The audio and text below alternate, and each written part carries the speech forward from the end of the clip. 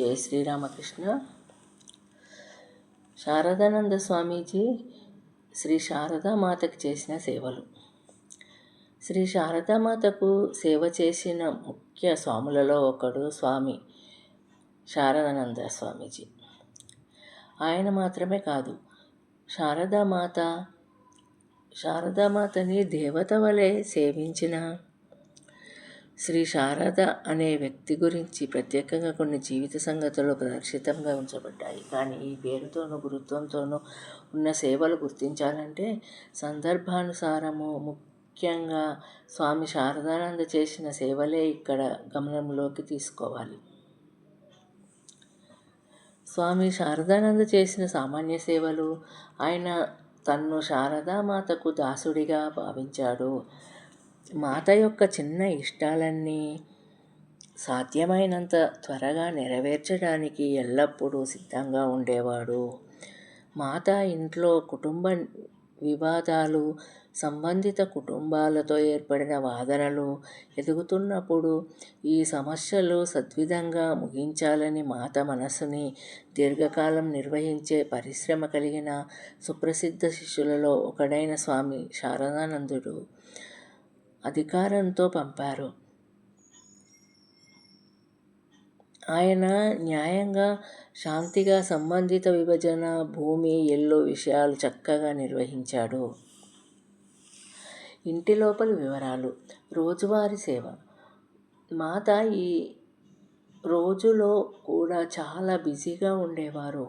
స్వామి శారదానంద సమక్షంలో దినంలో కొన్నాళ్ళు ఆయన కొరకు వేరుగా భోజనం తయారు చేసేది. రోడ్లు సరిచేయడం వంటి చిన్న గృహ పనులలో కూడా అమ్మ స్వయంగా నిర్లక్ష్యం చూపేది కాదు. ఆయమ్మలు చూడగా ఏ సేవ చేసినా అది గృహ నియమాలకు బాధ కలిగించి కుటుంబానికి అవమానం కలిగించడము భయపడి స్వామి శారదానంద తన సాధువులను ఆ పనులు చేయనివ్వకుండా అడుగుతుండేవాడు.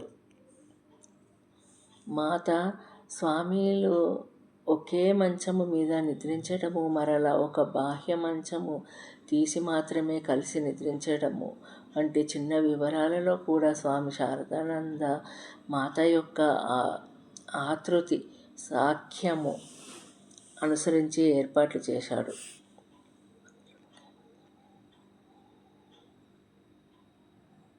శారదామాతకు సహాయపడిన విస్తృత సేవలు. స్వామి శారదానంద రోజువారి పనుల్లో శారదామాత యొక్క సమావేశాలు, దర్శన సేవ, వచ్చే భక్తులు, శిష్యులకు మెత్తగా స్వాగతించడము వగైరాలన్నీ కీలక భాగంలో ఉండేవి. ఆయన శ్రీ శ్రీ రామకృష్ణ లీలా ప్రసంగ అనే గ్రంథ రచనలో నెలవారీ వరకు ముందు వైపు రాశాడు. ఈ పనిని ఆధ్యాత్మిక రుణము చెల్లించడానికి అంగీకరించినవాడు ఇది మాత ఇచ్చిన ఆజ్ఞలకు ప్రతిధ్వనిగా పనిచేసిన సేవగా భావించవచ్చు. మాత యొక్క ఆజ్ఞలకు విధేయుడై పాటలు సంగీతంగా పాడుతూ సాధకులకు ప్రేరణనిచ్చేలా కూడా ఆయన విధి నిర్వహించాడు. కొన్ని క్లిప్పులలో స్వామి శారదానంద 18 సంవత్సరాల పాటు శారదామాతను సమీపంలో ఉన్నట్లు చెప్పబడ్డాడు. ఆ కాలంలో ఆమె యొక్క భౌతిక, భావపరమైన అవసరాలన్నీ దగ్గరగా నడపడమే ఆయన ప్రధాన సేవగా భావించారు. శ్రీ శారద అనే పేరు గురించి కొద్దిపాటి నోట్. కొంతమంది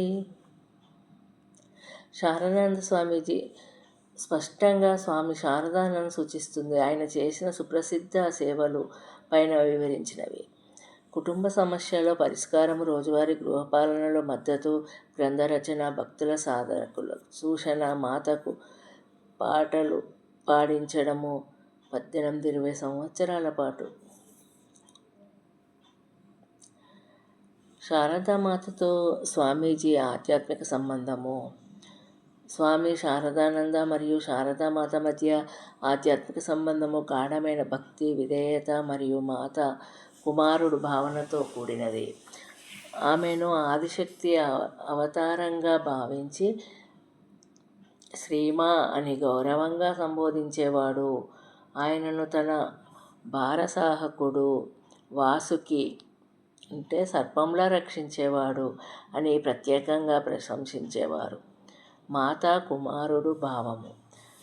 శారదామాత రామకృష్ణ శిష్యులందరినీ కన్నతల్లిలా చూసుకున్నారు. స్వామి శారదానందను ముఖ్యంగా సరట్ అని పిలుస్తూ తన బాధలు భరించగలిగే ఏకైక వ్యక్తిగా భావించారు. ఆమె ఉద్బోధన ఇల్లు కట్టించడానికి అప్పులు చేసి ఆమె సౌకర్యం కోసము ప్రత్యేక ఏర్పాట్లు చేసినప్పటికీ తాను ఆమె దాసుడిగా మాత్రమే భావించేవాడు. ఆమె అనారోగ్యాలు, కుటుంబ సమస్యలలో ఆయన సేవలు ఆధ్యాత్మిక భక్తి ద్వారానే నడిచాయి. ఆమె ఆజ్ఞలు అతనికి పరమధర్మము.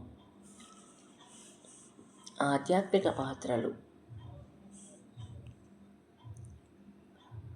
రామకృష్ణ మఠ మిషన్ విస్తరణలో ఆమె ముఖ్య పాత్ర పోషించినప్పుడు ఆమె శారదానంద ఆమె ఆధ్యాత్మిక మార్గదర్శకురాలిగా సలహాలు తీసుకునేవాడు. ఆమె దీక్షలు, జపాలు, భజనలలో ఆయన పాల్గొని ఆమె సమాధి అవస్థలలో కూడా సేవ చేసేవాడు. ఇది గురు శిష్య భావన కంటే అతీతమైనది. శారదామాత సరట్ లేకపోతే కలకత్తాకు వెళ్ళను అని చెప్పినట్టు ఆయన ఆమె ఆధ్యాత్మిక జీవితంలో అనుబంధుడు. జై శ్రీరామకృష్ణ.